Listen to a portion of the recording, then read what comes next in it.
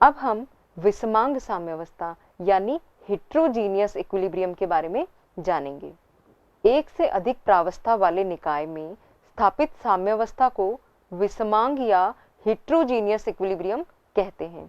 इसको हम एग्जाम्पल से देखेंगे, जैसे H2O लिक्विड और H2O गैस, इनके बीच का जो साम्य है या इक्विलिब्रियम है वो हेट्रोजीनियस इक्विलिब्रियम कहलाता है, क्योंकि यहाँ हमारे पास इक्विलिब्रियम में लिक्विड और गैस दो प्रावस्थाएं उपस्थित हैं। इसी प्रकार जो CaCO3 का डिसोसिएशन है CaO और CO2 में, वह भी हेट्रोजीनियस इक्विलिब्रियम का एग्जाम्पल है, क्योंकि यहाँ हमारे पास में सॉलिड और गैस दो प्रावस्थाएं उपस्थित हैं। इसी प्रकार एग्जाम्पल थर्ड में हम देखते हैं निकल प्लस 4CO से निकल टेट्राकार्बोनाइल बन रहा है। यहाँ पे भी निकल जो है वो सॉलिड स्टेट में है और कार्बन मोनोऑक्साइड और निकल टेट्राकार्बोनाइल जो है वो गैसियस स्टेट में है। तो इसका मतलब यह इक्विलिब्रियम जो है वो भी हेट्रोजीनियस इक्विलिब्रियम का एग्जाम्पल है। अब हम हेट्रोजीनियस इक्विलिब्रियम के लिए इक्विलिब्रियम कांस्टेंट लिखना सीखेंगे।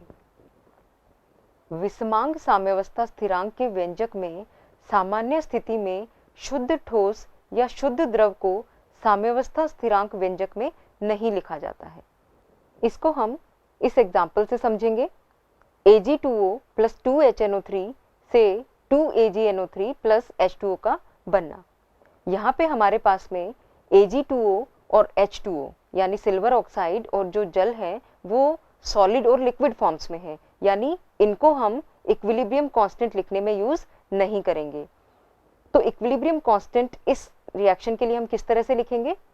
Kc is equal to numerator part में हम केवल AgNO3 का कंसंट्रेशन लेंगे और उसकी power 2 divided by denominator part में हम केवल HNO3 का मोलर कंसंट्रेशन लिखेंगे और उसकी पावर 2 लगाएंगे। तो इस प्रकार इस इक्विलिब्रियम के लिए हमें जो इक्विलिब्रियम कांस्टेंट मिलता है वो इस प्रकार से है AgNO3 का मोलर कंसंट्रेशन की पावर 2 डिवाइडेड बाय HNO3 की मोलर कंसंट्रेशन की पावर 2।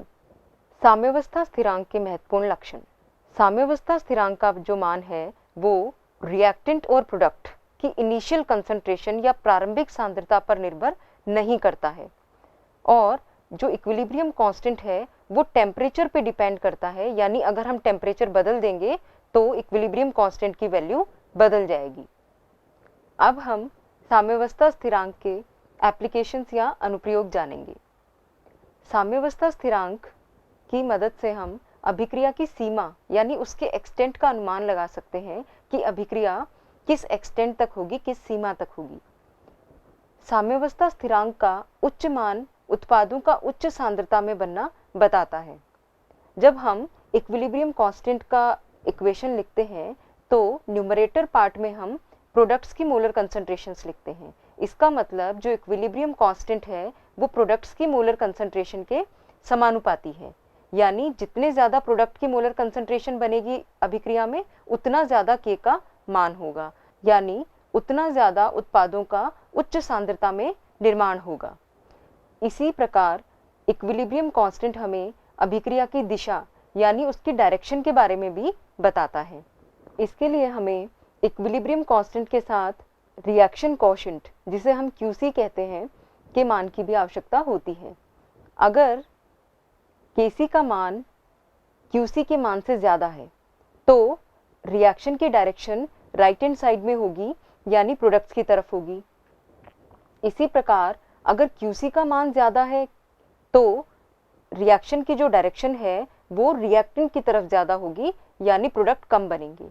और अगर QC और Kc का मान समान है तो अभिक्रिया इक्विलिब्रियम में होगी। साम्यावस्था स्थिरांक के अभिक्रिया भागफल Q तथा गिब्स ऊर्जा में संबंध। साम्यावस्था स्थिरांक अभिक्रिया की गतिकी यानी उसकी काइनेटिक्स पर निर्भर नहीं होता है, बल्कि उसकी ऊष्मा गतिकी और विशेषतः गिब्स ऊर्जा में परिवर्तन पर निर्भर करता है। थर्मोडायनेमिक्स में हम एक रिलेशन देखते हैं, delta G is equal to delta G plus RT ln Q। यहाँ पे साम्यावस्था स्थिति में गिब्स ऊर्जा में जो परिवर्तन है वो 0 हो जाता है और Q का मान Kc के बराबर हो जाता है।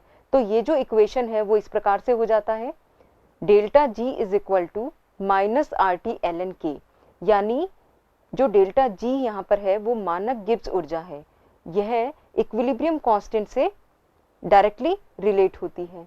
साम्य को प्रभावित करने वाले कारक एवं ला शातिलिए का सिद्धांत।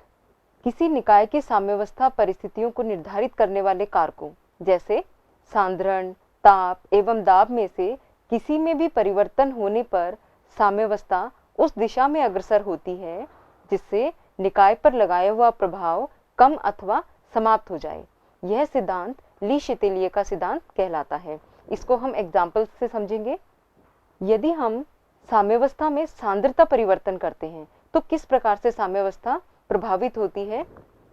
जब किसी अभिक्रिया के अभिकारक या उत्पादों में से किसी एक का भी सांद्रण साम्यावस्था पर बदल दिया जाता है तो साम्यावस्था मिश्रण के संगठन में इस प्रकार परिवर्तन होता है कि सांद्रण परिवर्तन के कारण पड़ने वाला प्रभाव कम अथवा शून्य हो जाए।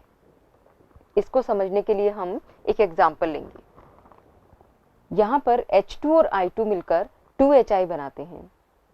जब यह अभिक्रिया इक्विलिब्रियम कंडीशन पर पहुंच जाती है उस समय यदि हम साम्यावस्था पर बाहर से H2 गैस मिलाएं, यानी हम H2 गैस की सांद्रता बढ़ा दें, तो साम्यावस्था उस दिशा में अग्रसर होती है जिससे H2 का उपयोग बढ़े तथा साम्यावस्था दाईं दिशा में विस्थापित होती है। हमने साम्यावस्था पर H2 की सांद्रता बढ़ा दी है तो साम्यावस्था दाईं दिशा मतलब प्रोडक्ट ज्यादा बनने की दिशा में विस्थापित होगी, क्योंकि इस दिशा में जाने से H2 का उपयोग बढ़ेगा और उसकी बढ़ी हुई सांद्रता जो है वो कम होगी और इस तरह से एक नया साम्य स्थापित होगा। इसको हम इस ग्राफ से समझ सकते हैं। ग्राफ का यह जो पार्ट है वो साम्यावस्था स्थिति को बता रहा है। यहाँ पे H2, I2 और HI तीनों की सांद्रताएं स्थिर हैं, मतलब यह स्थिति साम्यावस्था की स्थिति है। अब हमने साम्यावस्था पर बाहर से H2 मिलाई तो यानी H2 की सांद्रता बढ़ गई है। इस बढ़ी हुई H2 की सांद्रता को संतुलित करने के लिए साम्यावस्था और अधिक HI के निर्माण की तरफ विस्थापित होती है, तो HI की सांद्रता जो है वो यहाँ पे बढ़ना शुरू होती है और एक पॉइंट पर आकर यह स्थिर हो जाती है। इसी प्रकार H2 की बढ़ी हुई सांद्रता वापस H2 का उपयोग बढ़ने से कम होने लगती है और आकर एक पॉइंट पर स्थिर हो जाती है। यानी अब जो सिस्टम है वो एक नई साम्यावस्था, एक नए इक्विलिब्रियम पर आकर फिक्स हो गया है। तो यह जो नई साम्यावस्था है अब यहाँ पे हम देख सकते हैं, यह नई साम्यावस्था सिस्टम को मिल गई है। इस प्रकार से इक्विलिब्रियम अगर उसमें कोई हम चेंज करते हैं तो उस चेंज के प्रभाव को कम करने की दिशा में कार्य करता है। ऐसे ही अगर इक्विलिब्रियम कंडीशन पे हम दाब को परिवर्तित कर दें तो किस प्रकार से साम्यावस्था प्रभावित होती है यह जानेंगे। किसी गैसीय निकाय में दाब परिवर्तन का प्रभाव तभी पड़ता है जब अभिक्रिया के रासायनिक समीकरण में गैसीय अभिकारकों के मोलों की संख्या तथा गैसीय उत्पादों के मोलों की संख्या में भिन्नता होती है। यानी दाब का परिवर्तन उन्हीं अभिक्रियाओं के इक्विलिब्रियम को अफेक्ट करेगा जिनमें उत्पादों और अभिकारकों यानी प्रोडक्ट्स और रिएक्टेंट्स के जो मोल हैं वो अलग अलग होते हैं। जैसे कि ये उदाहरण, यहाँ पे CO और H2 मिलकर मीथेन और वाटर बना रहे हैं। यहाँ पे प्रोडक्ट्स के हमारे पास में 2 मोल हैं, एक मीथेन का और एक जल का। इसी प्रकार रिएक्टेंट्स के हमारे पास में 4 मोल हैं। अगर इस इक्विलिब्रियम पे हम दाब बढ़ाएं तो दाब बढ़ाने पर जो इक्विलिब्रियम है वो फॉरवर्ड डायरेक्शन में शिफ्ट हो जाएगा, क्योंकि फॉरवर्ड डायरेक्शन में जो प्रोडक्ट्स के जो मोल हैं वो रिएक्टेंट से कम हैं। अगर हम दाब घटाएंगे तो यहाँ पे इक्विलिब्रियम बैकवर्ड डायरेक्शन में जाएगा, यानी ज्यादा मोल जनरेट होंगे। इस प्रकार हम देख सकते हैं अगर साम्यावस्था पे हम दाब में परिवर्तन करते हैं तो अभिक्रिया दाब में परिवर्तन के प्रभाव को कम अथवा समाप्त करने की दिशा में बढ़ती है। अक्रिय गैस के योग का प्रभाव। यदि आयतन स्थिर रखते हुए एक अक्रिय गैस जैसे कि ऑर्गन जो अभिक्रिया में भाग नहीं लेती है को अगर साम्यावस्था पर सिस्टम में या निकाय में मिलाया जाता है तो साम्य अपरिवर्तित रहता है क्योंकि आयतन स्थिर बना हुआ है। ताप परिवर्तन का प्रभाव, यदि साम्यावस्था पर ताप परिवर्तन किया जाए तो साम्यावस्था किस दिशा में अग्रसर होगी, यह डिपेंड करेगा कि उस अभिक्रिया के लिए डेल्टा एच यानी एंथैल्पी चेंज का चिन्ह क्या है, यानी हमारी अभिक्रिया ऊष्माक्षेपी है या ऊष्माशोषी है। अगर हमारी अभिक्रिया ऊष्माक्षेपी होती है, एक्सोथर्मिक होती है, जैसे कि N2 और H2 से मिलकर अमोनिया का निर्माण, तो इस तरह की अभिक्रियाओं में अगर हम ताप को बढ़ाएंगे तो अभिक्रिया बैकवर्ड डायरेक्शन में, इक्विलिब्रियम बैकवर्ड डायरेक्शन में शिफ्ट होगा, क्योंकि फॉरवर्ड डायरेक्शन में तो हीट रिलीज हो रही है।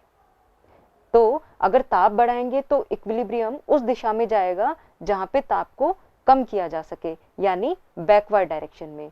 इसी प्रकार यदि अभिक्रिया एंडोथर्मिक है, यानी जैसे PCl5 से PCl3 और Cl2 का बनना, यहाँ पर फॉरवर्ड डायरेक्शन में अभिक्रिया में हीट का एब्जॉर्प्शन होता है, तो अगर हम ताप बढ़ाएंगे तो अभिक्रिया फॉरवर्ड डायरेक्शन में ज्यादा जाएगी, जिससे बढ़ा हुआ जो ताप है वो बैलेंस हो जाए, संतुलित हो जाए। उत्प्रेरक का प्रभाव, साम्यावस्था उत्प्रेरक के प्रभाव से अपरिवर्तित रहती है, अप्रभावित रहती है, क्योंकि हम सभी जानते हैं उत्प्रेरक वो पदार्थ होते हैं जो अभिक्रिया में भाग लिए बिना उसके वेग को बढ़ाते हैं।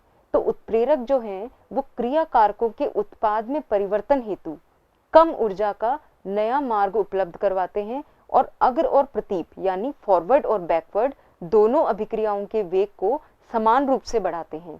इसलिए उत्प्रेरक साम्यावस्था को परिवर्तित नहीं करता है।